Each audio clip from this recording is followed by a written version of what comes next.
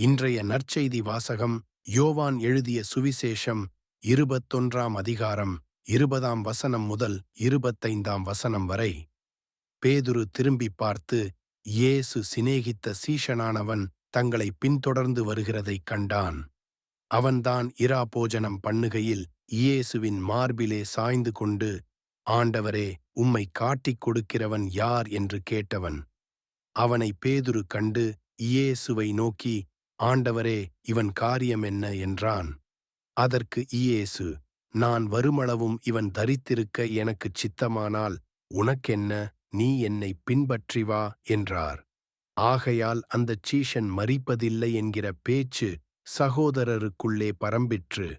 ஆனாலும் அவன் மரிப்பதில்லை என்று இயேசு சொல்லாமல், நான் வருமளவும் இவன் தரித்திருக்க எனக்குச் சித்தமானால் உனக்கென்ன என்று சொன்னார்.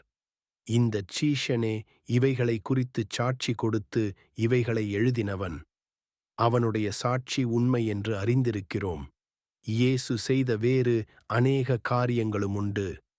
அவைகளை ஒவ்வொன்றாக எழுதினால் எழுதப்படும் புஸ்தகங்கள் உலகம் கொள்ளாதென்று எண்ணுகிறேன். இப்பொழுது நாம் சிறிது ஜெபிப்போம்.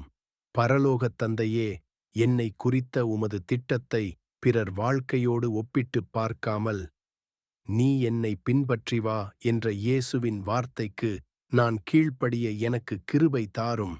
உமக்காகவே என் ஜீவியம் ஓட எனக்கு பெலனை தாரும். ஆமென்.